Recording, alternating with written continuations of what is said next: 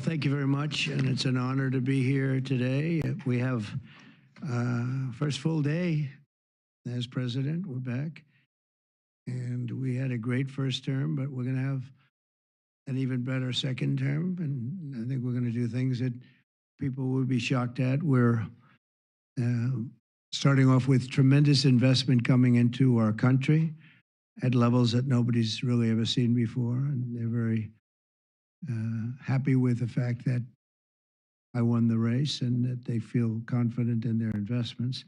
And it's big money and high quality people. So my first day back from having a nice life, it's my honor to welcome three of the world's leading technology CEOs. And in the case of Larry Ellison, it's well beyond technology. He's sort of CEO of everything. He's an amazing man and an amazing business person. But to announce the largest AI infrastructure project by far in history, and it's all taking place right here in America. As you know, there's great competition for AI and other things, and they're coming in at the highest level. We're joined by Oracle Executive Chairman Larry Ellison, SoftBank CEO, my friend Masa Yoshi-san, and CEO of OpenAI, and I would say the by far the leading expert based on everything I read, Sam Altman. So that's great that you're coming in together. That's a massive group of talent and money. Together, these world-leading technology giants are announcing the formation of Stargate. So put that name down in your books, because I think you're going to hear a lot about it in the future. A new American company that will invest $500 billion at least in AI infrastructure in the United States, and very, very quickly, moving very rapidly, creating over 100,000 American jobs almost immediately. This monumental undertaking is a resounding declaration of confidence in America's potential under a new president. Let me be a new president. I didn't say it, they did. So I appreciate that, fellas. But it'll ensure the future of technology. What we want to do is we want to keep it in this country. China is a competitor and others are competitors. We want it to be in this country, and we're making it available. I'm going to help a lot through emergency declarations, because we have an emergency. We have to get this stuff built. So they have to produce a lot of electricity, and we'll make it possible for them to get that production done very easily at their own plants if they want, where they'll build at the plant, the AI plant, they'll build energy generation, and that will be incredible. But it's technology and artificial intelligence, all made in the USA. Beginning immediately, Stargate will be building the physical and virtual infrastructure to power the next generation of advancements in AI, and this will include the construction of colossal data centers, very, very massive structures. I was in the real estate business. These buildings, these are big, beautiful buildings. They're going to employ a lot of people. And physical campuses in locations currently being scouted nationwide. They're making their choices of locations. I think they have their choice. I'd like to ask Larry, Sam, and Masa to say a few words and just talk about a little bit about what they're doing, and if you have any questions, and then we'll go into a couple of other subjects also. But this is, to me, a very big thing. $500 billion Stargate project. I think it's going to be something that's very special. It'll lead to something that could be the biggest of all. So, Larry, maybe we'll start with you, and we'll go down the line. Thank you.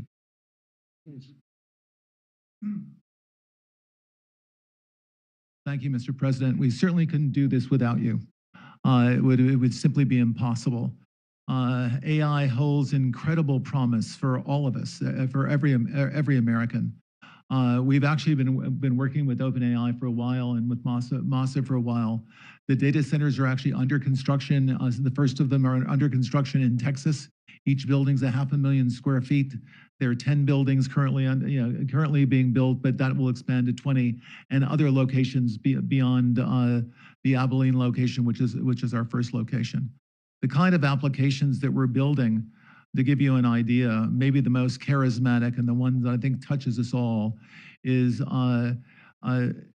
electronic health records, not just maintaining electronic health records, but by looking at electronic health records, understanding the condition of doctors, better understanding the condition of their patients, and being able to provide healthcare plans that are much better than they otherwise would be.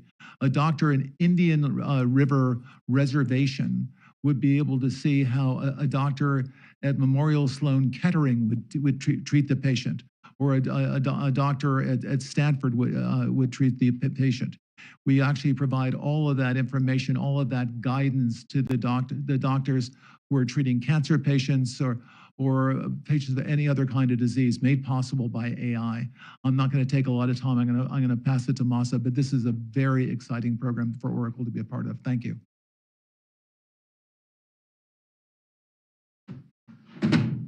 Thank you. That really helped. That's good. That's great. I feel tall now. Thank you. Well, Mr. President, last month I came to celebrate your winning and promised that we will invest $100 billion. And you told me, oh, Masa, go for 200. Yeah. Now I came back with 500. Because this is the, as you said yesterday, this is the beginning of golden age of America. This is one great example, I think, right? We wouldn't have decided to do this. I think so. This is the beginning of golden age. We wouldn't have decided unless you won. And yesterday we agreed, we signed to make this happen because of this day. So we would make this happen. We would immediately start deploying $100 billion with a goal of making $500 billion within next 4 years, within your term, right? Because of your success. So we are very, very excited to do this. And our partner is, of course, SoftBank, OpenAI, Oracle, and additionally investing partner with MGX. On top of that, we have the technology partner, NVIDIA, and of course, Microsoft has been very, very supportive to SAM and continue to support all our success. This is not just for business. As Larry said, this will help people's life. This will help solving many, many issues, difficult things that otherwise we could not have solved with the power of AI. I think AGI is coming very, very soon. And then after that, that's not the goal. After that, artificial super intelligence will come to solve the issues that mankind would never, ever have thought that we could solve. Well, this is the beginning of our golden age. Thank you very much. Thank you. I don't have too much to add, but I did want to say I'm thrilled we get to do this in the United States of America. I think this will be the most important project of this era. And as Masa said, for AGI to get built here, to create hundreds of thousands of jobs, to create a new industry centered here. We wouldn't be able to do this without you, Mr. President, and I'm thrilled that we get to. I think it'll be an exciting project. I think we'll be able to do all of the wonderful things these guys talked about. But the fact that we get to do this in the United States is, I think, wonderful. So thank you very much. Could you just say one word? I hear so many positive things about what it's going to do for medical research and for solving things, cancer and all the different problems. How will AI help us with the fight against the various problems, diseases, etc.? These guys can maybe share more about some of the work they're doing there. I think they'll jointly be some of the leaders about driving progress here. But I believe that as this technology progresses, we will see diseases get cured at an unprecedented rate. We will be amazed at how quickly we're curing this cancer and that one and heart disease. And what this will do for the ability of to deliver very high quality healthcare, the costs, but really to cure the diseases at a rapid rate, I think will be among the most important things this technology does. Okay, great. Very good. Thank Can I you. speak and answer that question, Mr. President? So we're currently working on. Do I step on this? Okay. All right. No. I'm not that tall. I'm not that tall. You look even better. Thank you, Mr. President. One of the most exciting things we're working on, using the tools that Sam and Masa are providing, is a cancer vaccine. It's very interesting. It turns out, I'll be quick, all of our cancers, cancer tumors, little fragments of those tumors float around in your blood. So you can do early cancer detection. If you can do using AI, you can do early cancer detection with a blood test. And using AI to look at the blood test, you can find the cancers that are actually seriously threatening the person. So we can, again, cancer diagnosis using AI has the promise of just being a simple blood test. Then beyond that, once we gene sequence that cancer tumor, you can then vaccinate the person, design a vaccine for every individual person to vaccinate them against that cancer. And you can make that vaccine, that mRNA vaccine, you can make that robotically, again, using AI in about 48 hours. So imagine early cancer detection, the development of a cancer vaccine for your particular cancer aimed at you, and have that vaccine available in 48 hours. This is the promise of AI and the promise of the future. Great, thanks. Thank you, sir. Yeah, just 1 second, we'll finish up. But these are highly respected guys. I was shocked with Larry because I don't even think Larry does this stuff. You did a very good job for a guy that doesn't do it much, right? But he's so respected, and the group, and it's really an honor. But for Larry to be here and do this is very unusual because he doesn't do this stuff. He doesn't need it. He does, and you don't need it, do you? Huh? You don't need it. But I think it's an honor to the country. It's a great honor that this group, these are the top people, that they're going to do it, and they're going to do it here, and we're going to make it as easy as it can be. A $500 million Stargate project comes in addition to a separate pledge between $100 and $200 billion from, as we know, from Masa that we talked about before. Also $20 billion from DMAC, which was great.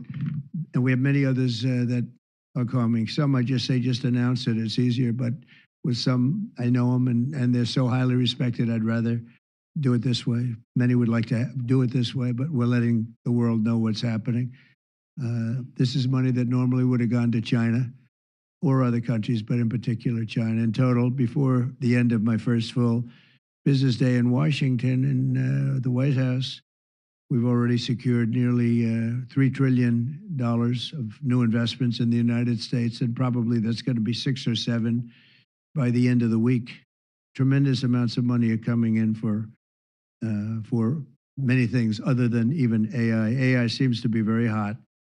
It seems to be the thing that a lot of smart people are looking at very strongly. And our country will be prospering like never before. I think that's true, and it's going to be the golden age of America. As I say, yesterday we had the most ambitious, action-oriented day of any administration in history. No, there's never been a first day like yesterday, as you know. I signed a sweeping slate of executive orders to stop the invasion of our borders. I launched a government-wide effort to defeat inflation and bring down the cost of daily life and bring down the cost of energy, magnificently bring it down. And when energy comes down, Larry, I'd say generally speaking, when energy comes down, everything else comes down. The prices of food and the prices of everything else come down. Energy is that's the big baby. And we declared a national energy emergency to drill, baby, drill, our term that we use. We're going to drill, baby, drill like never before. We ended destructive DEI mandates across the federal government and returned our country to a merit-based system and a common sense system. As you know, the Supreme Court gave us a decision on merit, where things in this country can be based on merit now instead of a lot of different rules, regulations, and things that really put our country at a big disadvantage. We permanently stopped government censorship and restored free speech. That was signed yesterday. We renamed the Gulf of Mexico the Gulf of America. Sounds so beautiful, the Gulf of America, and returned the name of a great president, William McKinley, to Mount McKinley. They took off the name.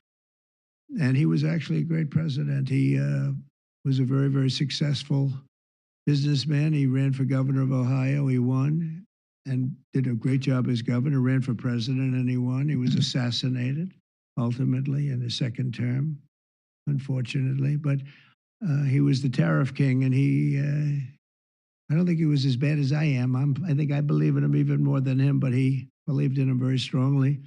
And he raised massive amounts of money. Our country was at its richest from 1870 to 1913. We had the most. That was when we were the richest, relatively speaking. We were the richest during that period of time. That was tariffs from other countries. And our administration's moving with unprecedented urgency and speed to confront every single crisis facing us, and we'll get the job done. And again, I want to thank Sam and Masa and Larry for being here. It's an honor to have them. And we'll take a few questions if you want. Some of the executive orders, you would agree that it's never acceptable to assault a police officer. Sure. Right? So then if I can, among those you pardoned, DJ Rodriguez, he drove a stun gun into the neck of a DC police officer who was abducted by the mob that day. He later confessed on video to the FBI and pleaded guilty for his crimes. Why does he deserve a pardon? Well, I don't know. Was it a pardon? Because we're looking at commutes and we're looking at pardons. Okay, well, we'll take a look at everything. But I can say this. Murderers today are not even charged. You have murderers that aren't charged all over.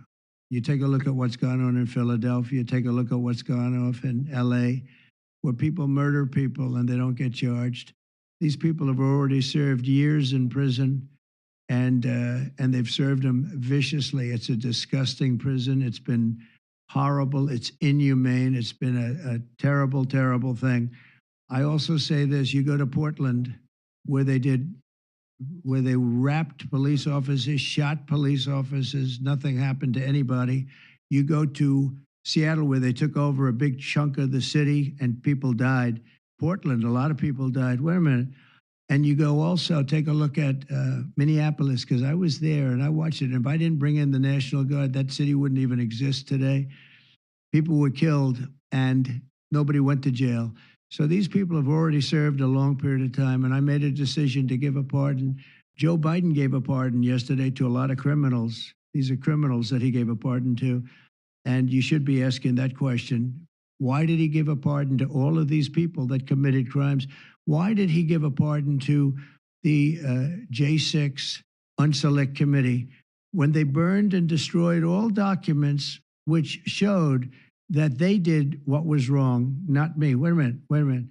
Why did they give a pardon to all of his relatives? His brother, who made millions of dollars, to all these different people, he gave pardons.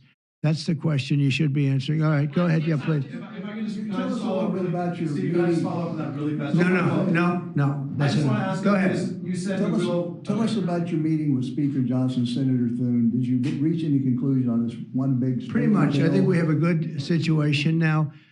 It's been in some ways made simpler by Los Angeles because they're going to need a lot of money. And generally speaking, I think you'll find that a lot of Democrats are going to be asking for help. So I think maybe that makes it more one-sided. I think we're going to do very well. Look, we're going to take care of Los Angeles. I'm going there. I'm going to North Carolina, which has been abandoned by the Democrats. And I'm going to North Carolina, very importantly, first. I'll be there on Friday. And then I'm going from there to Los Angeles. And then I'm going to Nevada. And I'm really going to Nevada to thank them for the vote, because we won Nevada overwhelmingly. And that's usually a Democrat vote. And I just want to go there to thank the people of Nevada for the big vote. So we'll be making that. Yeah, please. The leaders of the Proud Boys and the Oath Keepers were free following their pardons yesterday. At the time, back in 2021, you urged them to stand back and stand by. Is there now a place for them in the political conversation? Well, we have to see they've been given a pardon. I thought their sentences were ridiculous and excessive. One of the guys took down a flag that was an anti-American flag, and he was given years in jail. I don't know the exact number, but he was given many years in jail. I thought it was very excessive.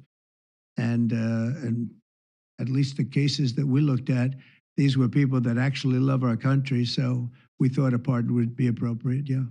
Mr. President, is it also true in your conversations with Republicans today that you asked them to consider recess appointments for cabinet officials? I think, yeah, if it's needed. I don't think it's going to be needed. Marco, as you know, got passed overwhelmingly with 99-0, which is pretty amazing. Marco's going to do a great job, Secretary of State, but he just got, I guess he was the first one and just got approved. That's some vote, 99-0, and the nothing was a vote that he would have gotten if we wanted to do it. But you know whose vote that was? Who's doing a great job right now as vice president. We'll also talk about some sort of a trade or a deal involving wildfire relief in extension for a debt. Well, what I really want to have done, I was talking about this with the guys back in the Oval Office. Los Angeles has massive amounts of water available to it. All they have to do is turn the valve, and that's the valve coming back from and down from the Pacific Northwest, where millions of gallons of water a week and a day, even in many cases, pours into California, goes all through California down to Los Angeles, and they turned it off. It's off now. The valve goes, it turns toward the Pacific Ocean, and all that water goes pouring into the Pacific Ocean. If they did what I told them to do, they wouldn't do it because politically they didn't think it was good. I think it's great politically. I think they're dead politically. What they've done, they've destroyed the city. What they've done to that city is unbelievable. The sprinklers, there's sprinklers in there like these right here that you see. None of them had any water in them. They didn't have any water. The fire hydrants, 40% of them had no water. The brush was just dry. Everything was dry. The sprinklers on the lawn weren't allowed to even be used. So, you know, everything was dry, and it was an inferno. They created an inferno. So we're demanding that they turn the valve back toward Los Angeles right now. It's not even believable that they haven't done it. Just so you know, they have a valve, and it turns like, think of a sink, but multiply it times many thousands of times the size of it. It's massive. And you turn it back toward Los Angeles. Why aren't they doing it? They either have a death wish, they're stupid, or there's something else going on that we don't understand. But we want the water that they're throwing away to be used for California. And that includes the farmers of California. You know, when you drive up north, you see all of the land. I couldn't believe it. I was with Devin Nunes when he was a congressman and some other congressmen from the area, and we're driving up and we're on the highway, and I keep looking at these farms, and the land is bone dry, and then you'd see an acre, about an acre or 2 acres, with the most beautiful green plants growing in it, the most beautiful you've ever, it's rich stuff. And you look at the soil, and it's so rich. That soil is almost the equivalent to like Iowa soil. It's phenomenal. It's got no water. But the reason it has no water, I said, do you have a drought? No. I said, what do you mean you don't have a drought? Look at the thing. It's dry as a bone. The reason you have like an acre is because they say you can farm 1 acre, but no more, because they didn't want to waste water. But they throw the water into the Pacific Ocean. These people are crazy. So we're going to be issuing an executive order demanding that they immediately let that water come down through California. Farmers, even people living in Beverly Hills. Now, those people have been a lot of them are wiped out. Believe it or not, you know, they were having restrictions, Larry, you know about this. They wanted to restrict you to 38 gallons of water a day. That sounds like a lot, but it's not. When you're a rich person and you like to take a shower, 38 gallons doesn't last very long. And they have all this water, and it's really good water. Up high, Pacific Northwest, some comes in from Canada. a nice country, by the way, comes in from Canada, and it comes all the way through California, and they're restricting it. You even have the half pipes, you know, the half pipes, the cut pipes, big ones, bigger than this room, and they're going all the way down, and they're bone dry, and they could be loaded up with water. No, but isn't it incredible that they don't do it? And it's to protect the Delta smelt. It's a fish that's doing poorly anyway. But I said, how are you protecting the Delta smelt by not giving it water? It's a fish. It needs water. Nobody can answer that question. President Trump, TikTok, Mr. President. Well, let me do this first. Are you open to Elon buying TikTok? Say it? Are you open to Elon buying TikTok? I would be if he wanted to buy it, yeah. And on your inauguration, I'd like Larry to buy it too. I have the right to make a deal. So the deal I'm thinking about, Larry, let's negotiate in front of the media. The deal, I think, is this, and I've met with owners of TikTok, the big owners. It's worthless if it doesn't get a permit. It's not like, oh, you can take the U.S. The whole thing is worthless. With a permit, it's worth like $1 trillion. So what I'm thinking about saying to somebody is buy it and give half to the United States of America, half, and we'll give you the permit. And they'll have a great partner, the United States. And they'll have something that's actually more valuable because they have the ultimate partner, and the United States will make it very worthwhile for them in terms of the permits and everything else. But so think of it, you have an asset that has no value or has $1 trillion value. It all depends on whether or not the United States gives the permit. So what I'm saying is let the United States give the permit, and the United States should get half. Sounds reasonable. What do you think? Sounds like a good deal to me, Mr. President. Yeah, he can afford it too. Mr. President, you're a president who has long said that you back the blue, but aren't you sending the message that assaulting officers is okay with these pardons? No, the opposite. In fact, I'm going to be letting 2 officers from Washington Police, D.C. I believe they're from D.C., but I just approved it. They were arrested, put in jail for 5 years because they went after an illegal, and I guess something happened where something went wrong. And they arrested the 2 officers and put them in jail for going after a criminal, a rough criminal, by the way. And I'm actually releasing. No, I am the friend of police, more than any president that's ever been in this office. So more than 400 of the people that you pardoned, though, assaulted officers. So I want to ask you about the Vice President, J.D. Vance. He said, this is a week ago, he said, if you committed violence on January 6th, obviously you should not be pardoned. Why is your Vice President wrong? Well, only for one reason. They've served years in jail. They should not have served, and they've served years in jail, and murderers don't even go to jail in this country. And we had 1,500. We have 16 under review. As you know, we commuted about 16 of them because it looks like they could have done things that were not acceptable for a full pardon. But these people have served years of jail, and their lives have been ruined. And in many cases, listen to me for a second. Stop interrupting. They've served years in jail, and if you look at the American public is tired of it. Take a look at the election. Just look at the numbers on the election. We won this election in a landslide because the American public is tired of people like you that are just one-sided, horrible people in terms of crime. You don't talk about all the people that have been killed and what happens to those murderers.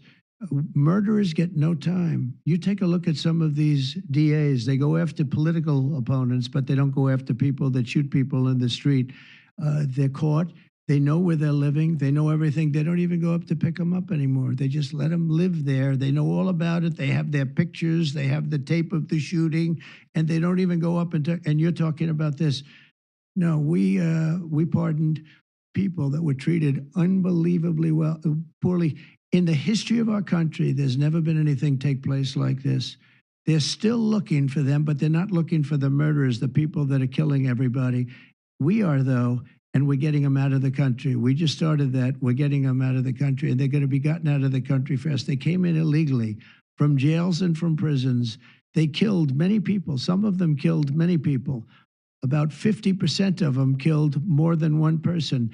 They were released into our country. That's what we're focused on, not the kind of nonsense you're talking about. You've called for a ceasefire in Ukraine. If Vladimir Putin doesn't come to the table to negotiate with you, will you put additional sanctions on Russia? Sounds likely. And do you think that the war should be frozen currently along The with war the should have never lines? started. If you had a competent president, which you didn't, the war wouldn't have happened. The war in Ukraine would have never happened if I were president. But that couldn't happen because the election was rigged. Yeah, go ahead. Mr. President, there's been some debate within your orbit over whether or not to keep or eliminate H-1B visas. What's your position on that? Do you want to keep H-1Bs or do you want to get Well, rid of them? I like both sides of the argument, but I also like very competent people coming into our country, even if that involves them training and helping other people that may not have the qualifications they do. But I don't want to stop. And I'm not just talking about engineers. I'm talking about people at all levels. We want competent people coming into our country. And HB1, I know the program very well. I use the program. Maitre d's, wine, experts, even waiters, high quality waiters. You got to get the best people. Now, then you go into people like Larry, and he needs engineers, and Massa needs, and this gentleman needs engineers like nobody's ever needed engineers, right? So we have to have the quality people coming in. Now, by doing that, we're expanding businesses, and that takes care of everybody. So I'm sort of on both sides of the argument, but what I really do feel is that we have to let really competent people, great people come into our country, and we do that through the H-1 program. President, are you looking to impose tariffs on Canada and Mexico in an effort to force negotiations sooner on USMCA? No, it's really not on USMCA. It has nothing to do with that. They've allowed, both of them, Canada very much so, they've allowed millions and millions of people to come into our country that shouldn't be here. They could have stopped them, and they didn't.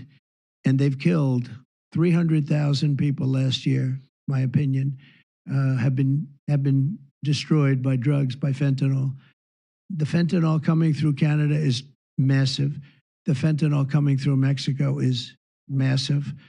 And people are getting killed, and families are being destroyed. I mean, the son gets killed, and the family is a basket case for the rest of their lives. I mean, I've seen mothers that thought they'd heal.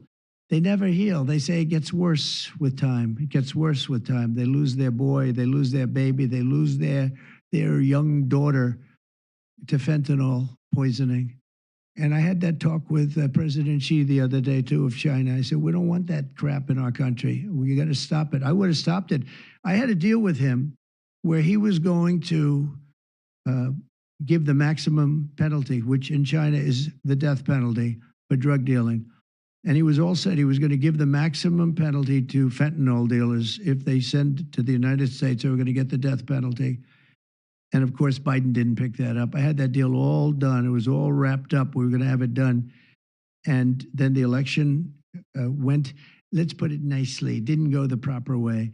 I'm trying to be nice about it. It was rigged. And we had an incompetent president elected, and he never followed up on that deal. But he should have followed up, because if they got the death penalty, they wouldn't be sending fentanyl to Mexico, Canada, and other places. Mr. President, how much will the We're tariffs- thinking about that too. We're talking about a tariff of 10% on China based on the fact that they're sending fentanyl to Mexico and Canada. How soon on those tariffs? Probably February 1st is the date we're looking Do you have at. an update For on- Mexico and China, we're talking about approximately 25%. Update on the Gaza ceasefire, and are you planning to travel to the Middle East soon? We're thinking about going to the Middle East, not yet. We have a thing called the hostages are coming back going on right now, and they are coming back. Some of them have been very damaged. You look at the young lady with her hand practically blown off. You know how that happened, right? Did you know how that happened? When you find out, you're not going to be too happy because it was terrible. But the hostages are starting to come back. If I weren't here, they wouldn't be back ever. They would have never come back. They would have all died.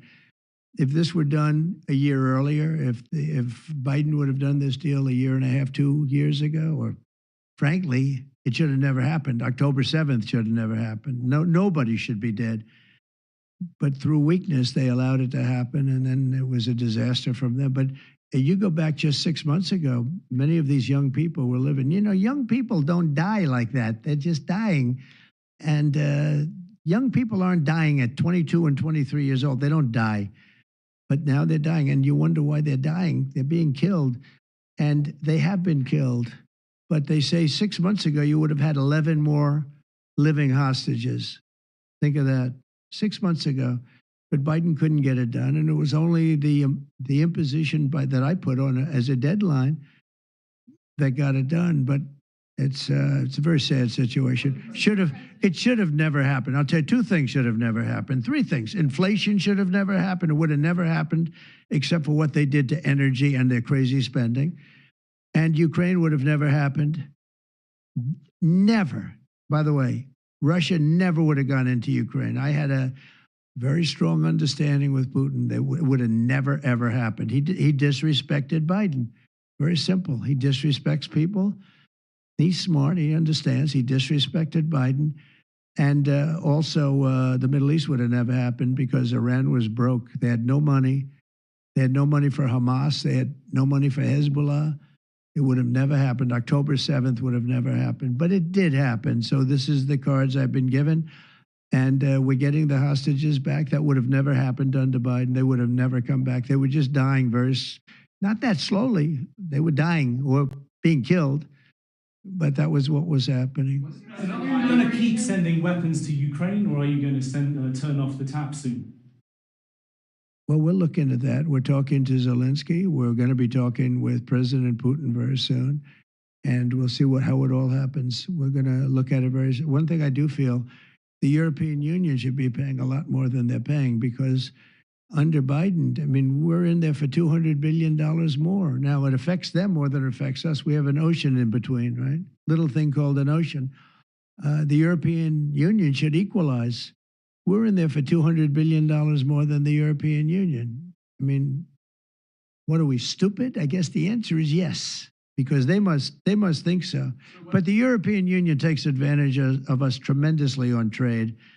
And they now take advantage of, and always have. If I didn't get involved years ago, my first term, one of the first things I noticed was that they're not paying enough. They're not paying. And a lot of those countries weren't even paying. The NATO countries, they weren't paying. Only 7 out of 28 were paying. We were one of them. And Poland was one. And they had a few of them that were paying, and some were paying very proudly. Usually the closer to the borderline of Russia they were, the faster they paid, okay? The ones that were further away tended not to pay so fast. And one thing on that, I think they should lift their number not to 2%, but to 5%. NATO should be at 5%, not at 2%. 2% is ridiculous, yeah. Did you ask President Xi in your conversation about Ukraine, you asked him to get involved in helping settle that. Can you tell us about that? I did, yeah. I said, you ought to get it settled because he's not done very much on that. He's got a lot of power, like we have a lot of power. I said, you ought to get it settled. We did discuss it, yeah. Do you intend to continue selling products that benefit yourself personally while you're president? Well, I don't know if it benefited. I don't know where it is. I don't know much about it other than I launched it. I heard it was very successful. I haven't checked it. Where is it today? You made a lot of money, sir. How much? Several $1 billion, it seems like, in the last several days. Several billion? That's peanuts for these guys. President Biden, can you give us some sense, broadly speaking? Yeah, he wrote me a nice letter. I mean, I did open it last night. And I didn't know. Peter said, did you get the letter? I said, wait a minute, let's see the letter. It's sort of a tradition. You put it in the drawer, especially of the beautiful Resolute desk, right? And I opened the drawer, and there it was. It said to number 47. And it was a very nice letter. I mean, I could show it because I think it was a nice letter. Maybe I will. I think just basically it was a little bit of an inspirational type letter, you know, enjoy it, do a good job. Important, very important, how important the job is. But I think it was a nice letter. I think I should let people see it because it was a positive for him in writing it. I appreciated the letter. Mr. President, were security concerns at all a factor when deciding to move your inauguration indoors? No, not at all. No, not at all. It was just cold. Look, if we would have, I just went out to the helicopter, right, we said goodbye. That's a tradition. As long as before it used to be a stagecoach, and then helicopters came along. But that's been a tradition. You go out and you do that. And we stood there for 10 minutes, and I'll tell you what, people would not have been able to get through that day. That was cold. It was sort of interesting. Don't let the sun fool you. Tell me something. Sunny days can get very cold, can't they? Because that was so freezing yesterday. You couldn't have gotten through it. It would have been. And the answer is no, it wasn't security. With that being said, I thought the Capitol, the Rotunda, was beautiful. 72 degrees, unbelievable sound. It's like being in an opera house. I could see people wanting to do it there rather than outside. Why did you remove John Bolton's security clearance, sir? Because I think there was enough time. It's we take a job. You take a job. You want to do a job. We're not going to have security on people for the rest of their lives. Why should we? I thought he was a very dumb person, but I used him well because every time people saw me come into a meeting with John Bolton standing behind me, they thought that he'd attack them because he was a warmonger. He's the one that got us involved, along with Cheney and a couple of others, convinced Bush, which was a terrible decision, to blow up the Middle East. We blew up the Middle East and we left. We got nothing out of it except a lot of death. We killed a lot of people. And John Bolton was, one of those guys, a stupid guy. But no, you can't have that for life. You shouldn't expect it for life. You mentioned with President Zelensky. Will that take place here? And when and where will you meet with? I don't know. I mean, look, President Zelensky would like to have peace. He's told me that very strongly. He'd like to have peace, but it takes two to tango. We'll see what happens. When will you meet with President Putin? Anytime they want, I'll meet. I'd like to see that end. Millions of people are being killed, and they're being killed. It's a vicious situation, and they're now largely soldiers. A lot of people have been killed in the cities. They look like demolition sites. Buildings, massive buildings bombed and coming down. The thing with Ukraine is that many more people died than you're reporting. You're not reporting the real numbers, and I'm not blaming you for that. I'm blaming maybe our government for not wanting to release those numbers. Many more people died than what you know about.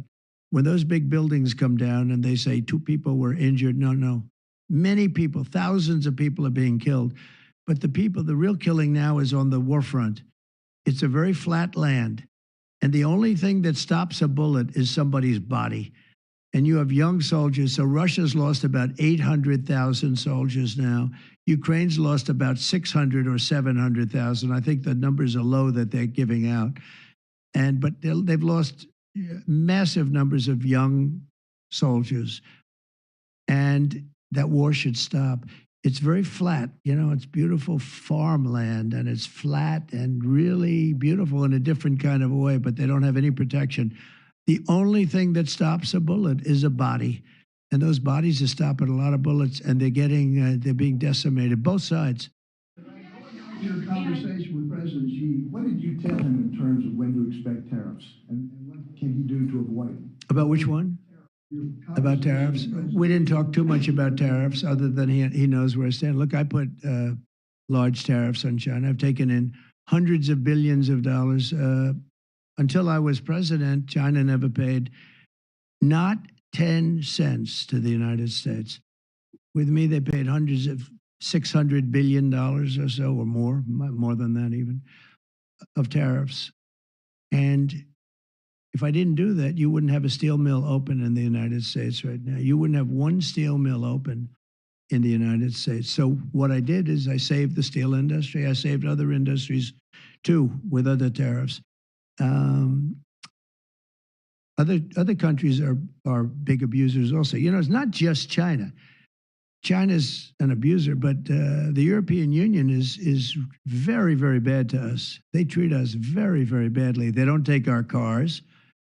They don't take our cars at all. They don't take our farm products, essentially. They don't take very much. We have a $350 billion deficit with the European Union. They treat us very, very badly. So they're going to be in for tariffs. It's the only way you're going to get back. It's the only way you're going to get fairness. You can't get fairness unless you do that. But the European Union's treated us very badly. But essentially, everybody treats us badly. You know, everybody treats us badly. Yes, go ahead. Because we allow them to. Because we've had stupid people doing this, and we can't have. I'd like to have these three people negotiate for us, just for 1 week, and we'd be a rich country again. But we'll be rich. Mr. President, on AI data centers, will you rescind President Biden's executive order that opens up federal lands? On which centers? On data centers. Will you rescind President Biden's executive order that opens up federal lands for data centers and energy production? No, I wouldn't do that. That sounds to me like it's something that I would like. I'd like to see federal lands opened up for data centers. I think they're going to be very important. Again, we have a lot of competition for that. So it's an honor to have these three great people, great CEOs and great geniuses, all three. It's an honor that they want to come to our country, but we're going to make it as easy as we can for them because other countries want them to. I'm going to have to go now. Thank you all very much. Thank you. Question, do you have TikTok on your phone? No, but I think I might put it there. I think I'll get it right now. By the way, again, we won the young vote. I think I won it through TikTok. So I have a warm spot in my heart for TikTok. Okay? Thank you. Thank you, Mr. President. Thank you.